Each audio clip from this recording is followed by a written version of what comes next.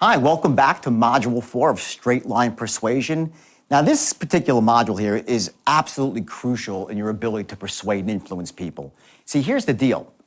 At the heart of influence is your ability not just to sell someone an idea, but on something much more powerful, which is your vision of the future. At the heart of everything, people are never going to, do business with you or buy into your goals that you might have. What they will do, though, is they'll literally give their right arm sometimes to be part of your vision for the future. See, all human beings are thirsty for a vision, but very few people actually have a compelling one. They get caught up in the muck and mire of setting goals that usually don't inspire them and aren't really stretching their abilities. And more often than not, what really holds a person back from being successful is not that they set lofty goals and miss them, is they set very minor goals and hit them. See, the opposite of great is not bad, but I'll tell you what the enemy of great is, and that's average.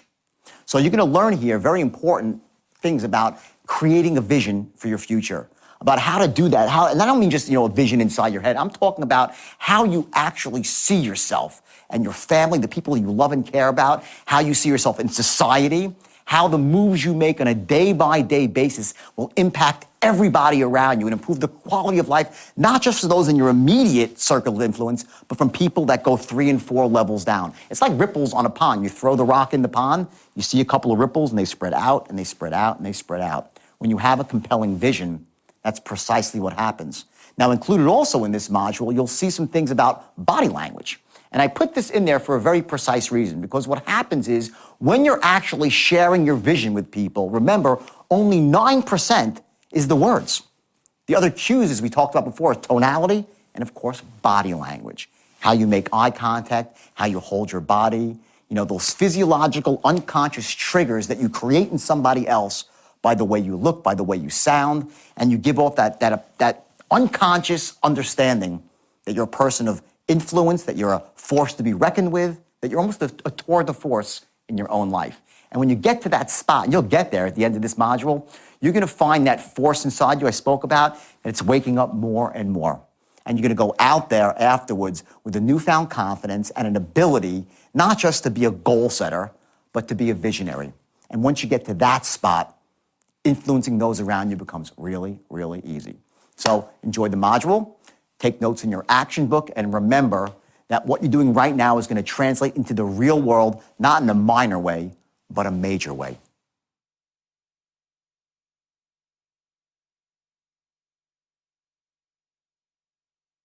James Cameron. You all know who he is, right? Avatar, right? When he was interviewed, he made a statement, and he said that, my way of success is that I set really, really lofty goals. So if I fall a bit short, I'm still doing okay. Makes sense, right? But here's the thing. James Cameron is not a goal setter, so to speak.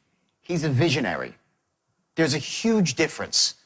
The biggest difference I see with people that really succeed in life are the ones that have something that beyond the goal. It's their vision for the future. There's an entirely different level of commitment when you're a visionary. So when you're a visionary and you can get excited about something and really get your thoughts out across to somebody else, how much do you think he had to raise to get Avatar done?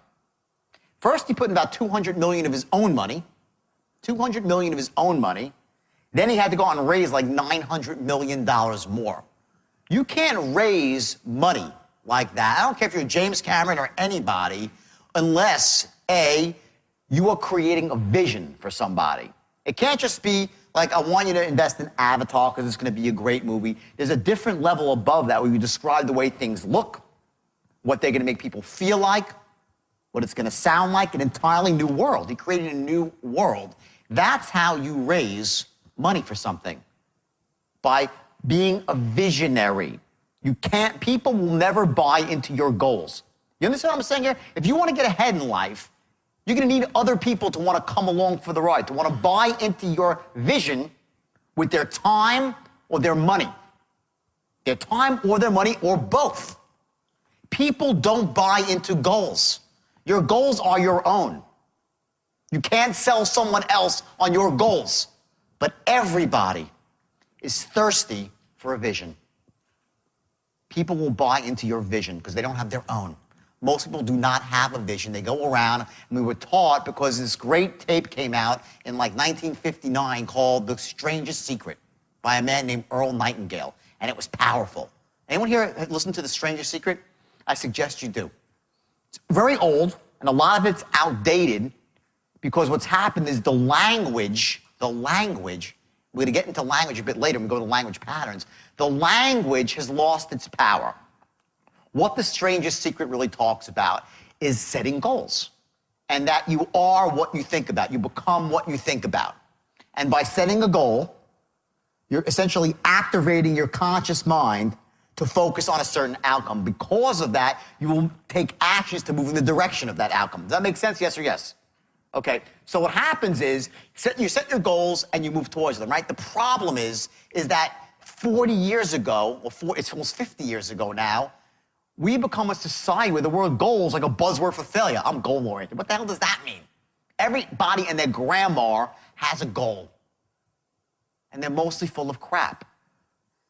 Goals are discarded. I set a goal, I discard it. I set a goal, I discard it. I'm going to tell you to set goals, but what I want you to do, what I implore you to do, is you have to have something on top of your goal, which is your vision for the future. And that goes far beyond what your goals are. You're going to have goals that are stepping stones along the way. That's all your goals are. Your vision is where you live. It's what you must have. The least powerful word, the most disempowering word in the English language is this. This is the word of losers. You ready for it? I'm going to give it to you. It is the stupidest word in the entire English language. You want to know what the word is? Very simple. Should. It's the dumbest, most ridiculous, most disempowering word in your vocabulary. Tell me what you should do. What should you do? It's a word, well, I really should do this. I really should. It's crap. If you want to succeed in life, and this word is attached to any goal you have or any action you should take, it is worthless and self-defeating. Knock this word out of your vocabulary. What's the word? Who knows the word? Anyone know? Will or must. I will, I must. Those are words that will allow you to move forward in the face of fear, in the face of seemingly insurmountable obstacles. Will and must. The point is this. The words that you say to yourself every single day are what dictates your actions. Bottom line, you have to set a goal, but on top of the goal is got to be something infinitely more powerful and personal to you. And that's your vision for your own future, how you see your life going, how you see yourself living, your family, your children, your parents. Can't rely on the government, God knows we can't, right, to take care of our families or ourselves. Social Security is nearly bankrupt. And whatever they do give you, I got my Social Security, I'm sad to say, but I'm older, but I actually got something. Maybe you get this too when you're younger. I got a thing saying what I'm going to get at the age of 65. It was scary. Like $1,100. It's enough to pay for my diapers when I'm in a nursing home, okay? That's what's going to happen if you don't take control of your life. Do you know that at the age of 25, this is something from The Strangest Secret, they polled 100 men, and of those 100 men, they said, how many of you want to be rich? And all 100, I all want to be rich, right? But at the age of 65, only 1 is rich, 4 are financially independent, and the rest are broke. What is it that causes a person to give up on all their hopes and dreams between the age of 25 and 65, so most of them live a disempowered life and act like creatures of circus? So what is that? What's that X factor that ignites people like you sitting in a room to really want to live your life at the highest level? I'll tell you what it is. It's not the goals you set. See, Earl Nightingale said it was goals, and back then it was true, because back then the word goals meant something different than it means today. Right now, goals are buzzwords for failure.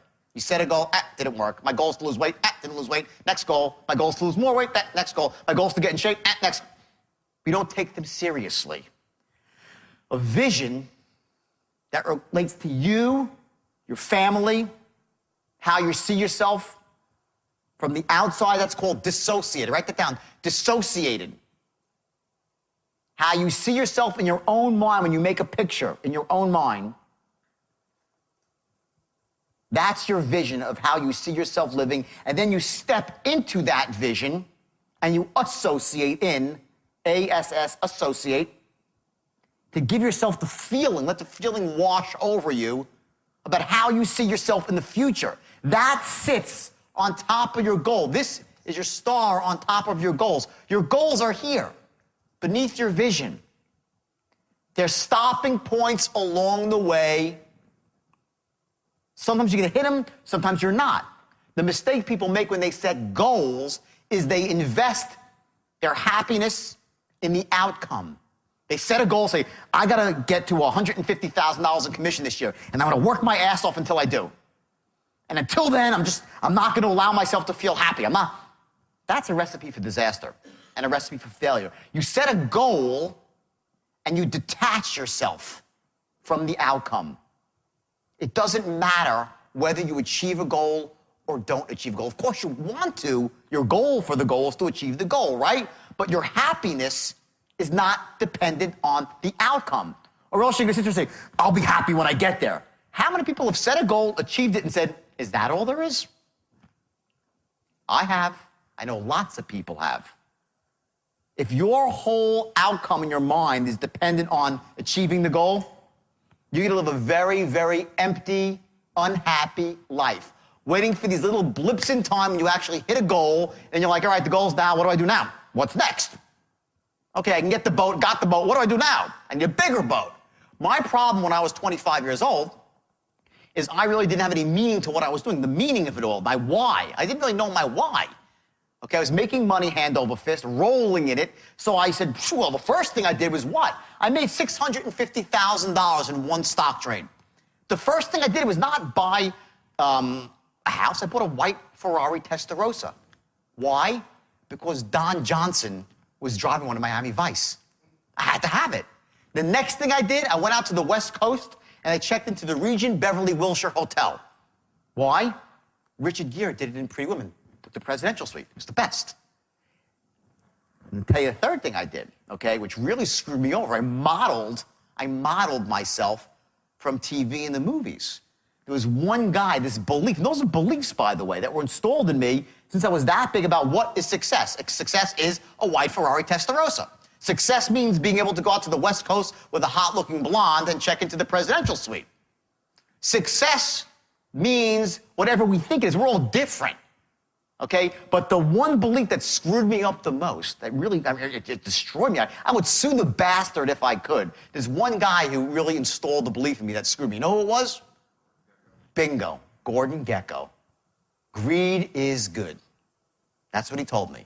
And I was 23 years old. I looked up at the big screen, and this guy was sitting there saying, greed is good, greed cuts through, bullshit. Greed is not good. Greed is destructive. Greed doesn't cut through and clarify anything. It's ambition that's good. It's passion that cuts through and clarifies. Hard work. Greed is destructive. As soon as you become greedy, and I'm saying this for a reason right now because you're going to find after we're done that you're going to start making a lot more money really, really quick. I just want you to have your head screwed on straight, not because I'm so smart, because I'm smarter than you or above you. I just have been through a lot of pain in my life, and I made a lot of mistakes by having a gift to close and to teach others to close, and I thought it was all about making as much as you can, as fast as you can, and my ethics went flying out the window, and I lost that and paid the price. Greed's not good. It's ambition that's good. It's ambition that clarifies. And you will see on those lines, using the things that you have learning here this morning so far, especially this afternoon, we're going to get really specific on tactics and on strategy of how to close. And then we're going to hammer it home tomorrow. You're going to find that your commissions are going to soar. And if you're managing other people, it's going to be like turning a key to get them to perform too. That's how powerful it is. But if you go out and it's just about money and try to send it in as quick as you can, it's going to end badly for you. I don't want you to go down the road that I went through and had to make this whole transition where I had to go away from my family, come out, write a couple of wild books about it, and somehow they're making a movie now and Leonardo DiCaprio is playing me. Leo DiCaprio is playing me in a movie coming out next year. He's the wolf. And like, everyone's like, wow, Leo's playing you. And I'm like, yeah, I'm sort of honored. I wish it was for curing cancer.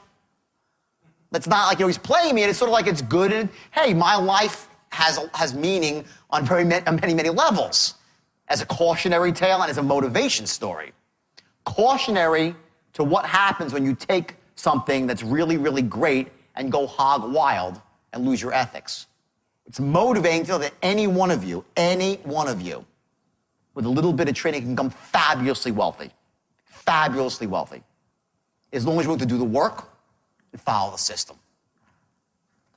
Because everything we do from this point forward is going to feed into these three things. What are they? What's number one?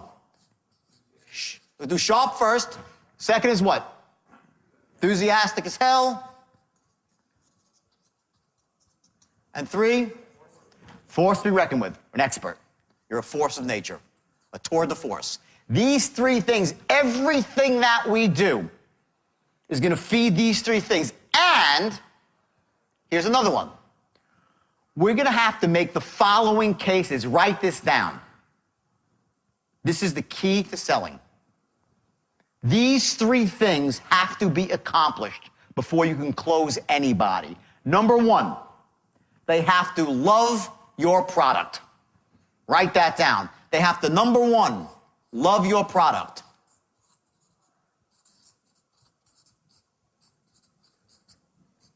I can't write. I can't physically write English. It's the weirdest thing. I can type English really, really well. Okay, I can't write. Love your product. Number two, they have to trust you. Trust you.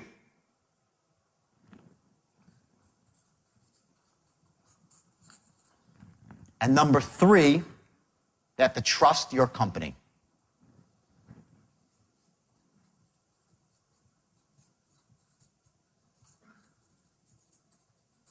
These three things, when they're not, if any one of them is missing, people will not buy. Think about it for a second.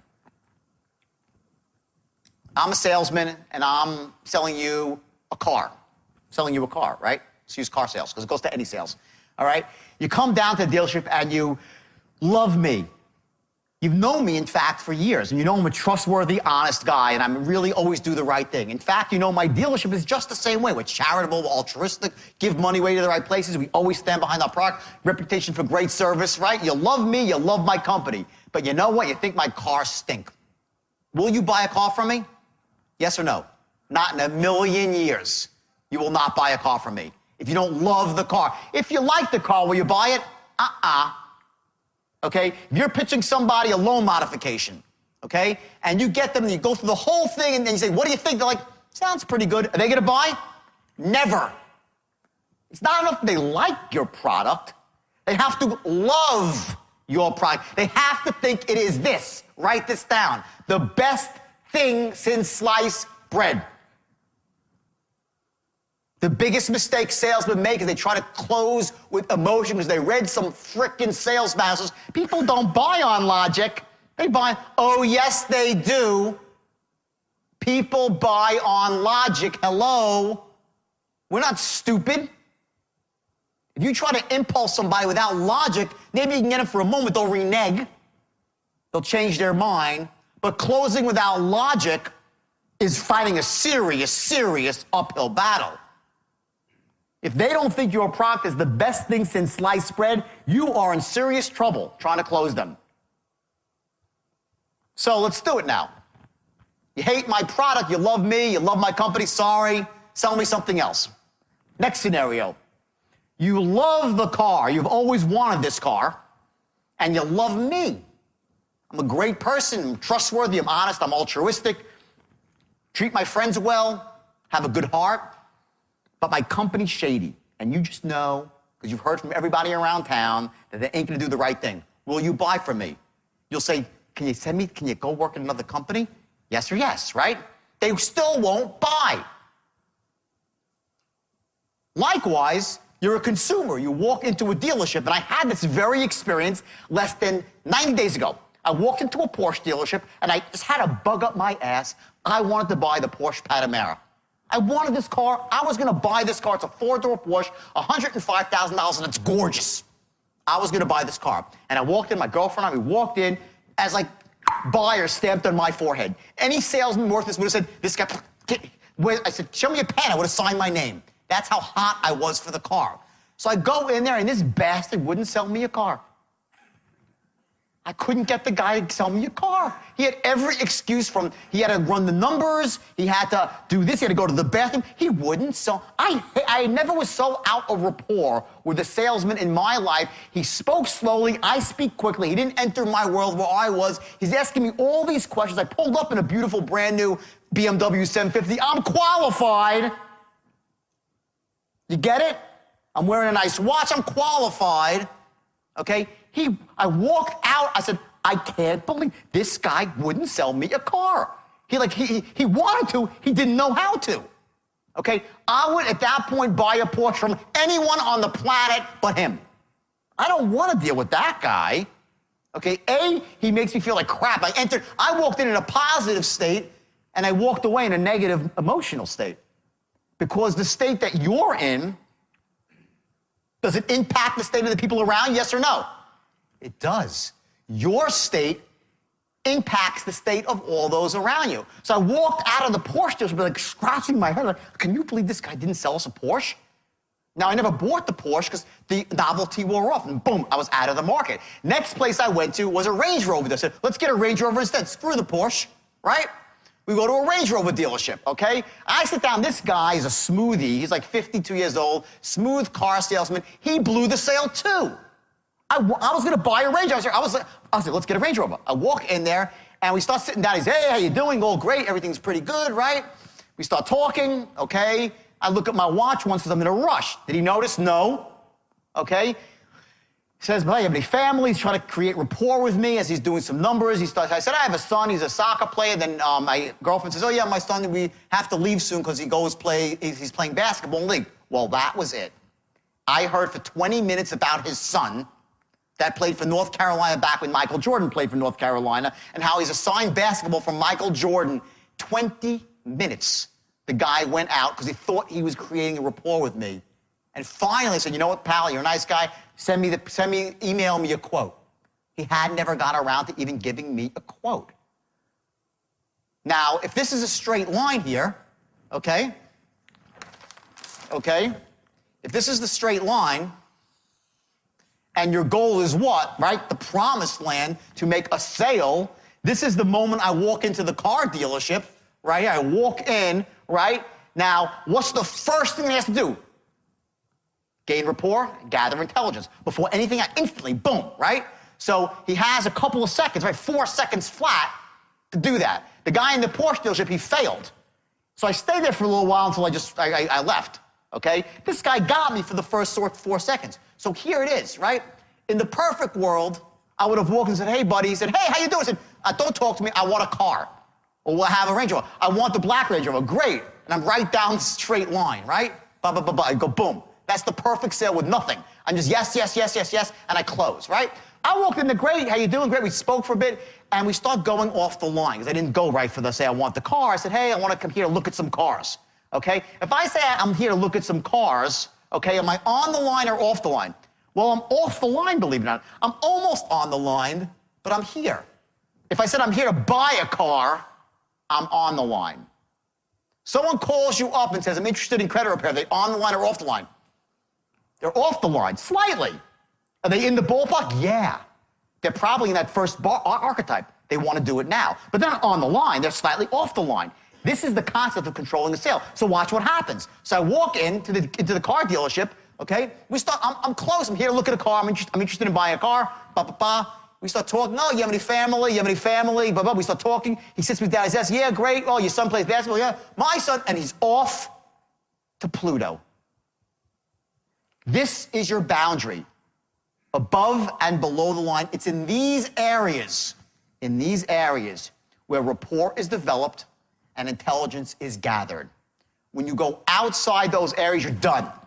You're completely out of rapport. You're in Pluto. You've lost control of the sale. You're not pacing, leading, nothing. Nothing's being accomplished, and chances are you will lose the sale.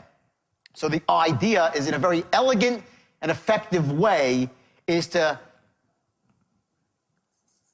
gain rapport and gather intelligence. Right here, tightly, not too far off the line. By doing that, you're moving the sales forward, you're gathering the necessary intelligence to close him later. See, the intelligence, watch what happens. The intelligence that you gather here, you're going to use in the back half of the sale to start narrowing down what it really is that's holding him back, and using his needs to make an airtight logical case, write this down,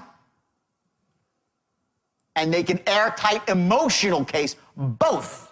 Airtight logical case, airtight emotional case, as to why he should be buying when? Now. It's not enough that he should buy now. This is goal-oriented selling. There's no 10% rapport or 30% rapport. It's all about rapport, and it's all about gathering intelligence every step of the way. Every word is deliberate. Every tonal pattern you run is deliberate to elicit a certain emotion, and each one brings them along the line. And if at any point along the line you realize that A, they can't afford it, so to buy it would put them in a bad position, you stop and don't force the sale. You don't force the sale if they should not buy. Because what will happen is when you get into rapport with these people and you run a couple of language patterns, they'll say yes and do it, and they won't even know why. Have you ever been, one of the things you're going to find when you finish this training here, you're going to start seeing people trying to manipulate you. When you go to buy stuff, you'll start saying, oh shit, now I know why I bought that stuff. You were straight line without even realizing it. Now maybe they didn't call it the straight line, someone ran a pattern on you and broke a couple of your core beliefs and made a case to buy now, and boom, you did it, and you're like, why the hell did I buy that? Who's ever bought something after you're like, why did I buy that? Okay, that's why. Someone ran a language pattern on you that interrupted your logic center for a second. They made an airtight logical case, airtight emotional case, why you should buy now. They asked for the order, bam, you were in rapport, you did it. That's how we work. That's how we make our decisions. We run movies in our head. To every decision, we say, decision, okay, should I buy? I run the movie in a split second of what it's going to be like and what I'll feel like after the purchase. How will I feel owning this product and using it? How will it make me feel? So now if we're going to make a case, an emotional case, why they should buy now, we're going to have to future pace. It's called future pace. What's going to happen after they buy the product? You're going to, using words and tonal patterns, you're going to create a picture of what it's going to be like and how great they're going to feel using your product and being known as a person who makes smart decisions. Very important to people. Not just how they'll feel using the product, but how they'll feel about themselves for having made a smart decision. How they're going to look in the eyes of their family, in the eyes of people in their neighborhood, and also the fundamental shift it makes in them as human beings, that in the past they were held back from making decisions because of limiting beliefs they had. That power that they get now from making a good decision is awesome. And all that comes along the straight line. So back to this page before, or maybe it's 2 pages before, okay? What are the 3 things, okay? Number 1, they have to love your product. Logical case. This is the logical case. They must love your product. It's the best thing out there. Will they buy it? No. They love it. 2, they must trust you. And in trust comes a couple other things. They must like you. They must trust you. And also, extremely important, they must know that you what? Care. Now, how do you say it? I really care? You can't say that. But you can imply it with your tone. And it's so powerful that you'll be such tight rapport, they'll be hanging on your every word. That's the level you have to get to close everyone who's closable. I heard a story today. Someone told me, yeah, I hired this woman for my company, and she went out and she broke all the records in the first 2 weeks and we thought she was live. You know what? Did we taped her? No, she's just great. I'm like, well, how good does she sound? She sounds awesome. Oh, no, duh.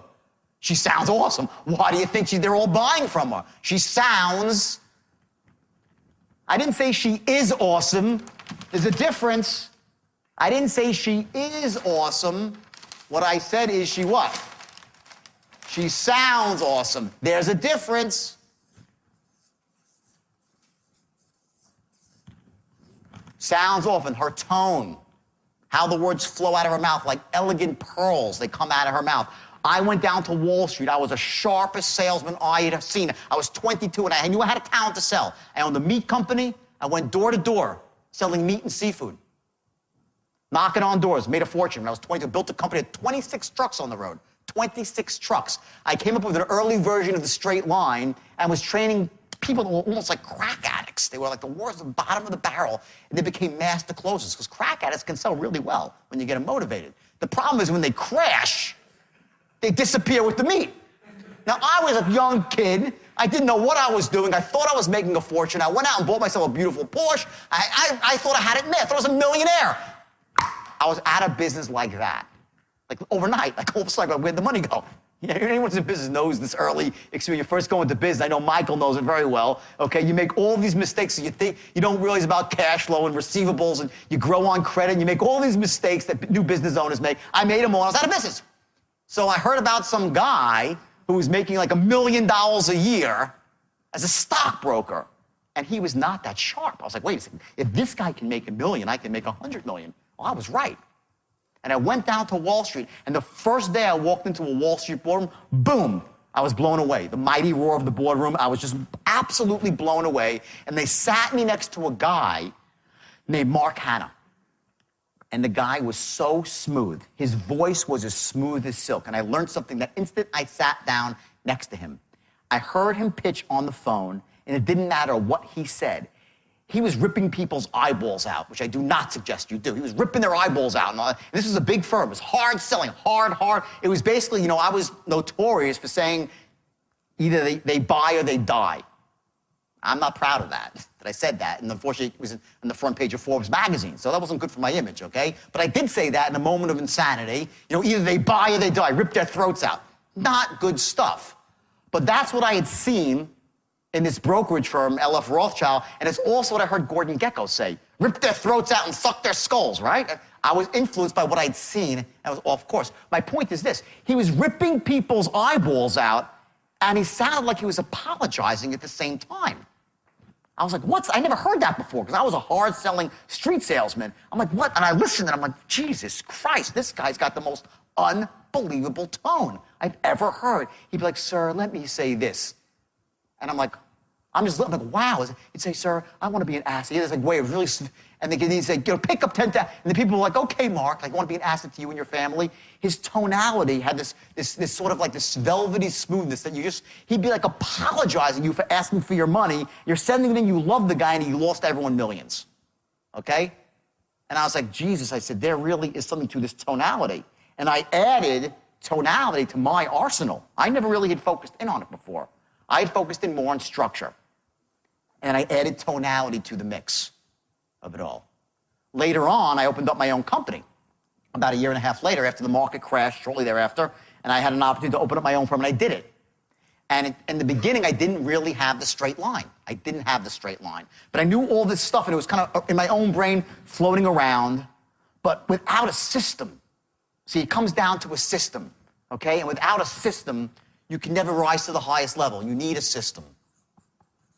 I had all this great information, all the stuff I'm teaching you about, you know, loving the product, I knew all that. I knew about tonality too. I knew about limiting buying lists. I even knew that. I had it all there, but it wasn't a system. So what happens is when you don't have a system, I could teach someone, and if they have talent, they take to it.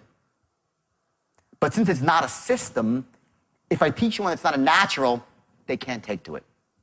You get it? It's hard to teach somebody when it's not a turnkey system. I want everyone for 1 second, this is a very powerful exercise. I want you right now to think, okay, close your eyes for a second. Everyone close your eyes. I want you to think of the best restaurant that you've ever been to or you've thought about going to. Close your eyes, really get into this, insert yourself into this dream. The best restaurant in the world with such food that you love, an ambiance that's fabulous. It could be anywhere in the world. It could be French food. Imagine the smell, if it's French food or Italian food, the smell of roasted garlic. A beautiful candlelit room with someone that you love and you care about, enjoying the greatest day, maybe your anniversary or Valentine's Day or someone that you love their birthday. And think of that restaurant and think of the name of that restaurant. And I want you to think about the sign, on a sign. Put the name of that restaurant on a sign. And now open your eyes. Raise your hand if you thought of McDonald's. No, not a soul thought of McDonald's, right? One guy in the back, there's my man, thought of McDonald's, okay. Okay, McDonald's is the most successful restaurant in the world. The food stinks compared to what you're thinking about, like Le Cirque. It's good fast food. The ambiance, it's clean, but is it beautiful? No. Why did no one think of McDonald's? Why are they the most successful? Because their system for running the restaurant is so simple that a 16-year-old kid can do it. A 16-year-old kid can run a McDonald's, and it's mostly 16-year-olds that run it. When you have a turnkey system that's so effective and so foolproof that anyone can step into it with a little bit of training, take to it, that's a winner.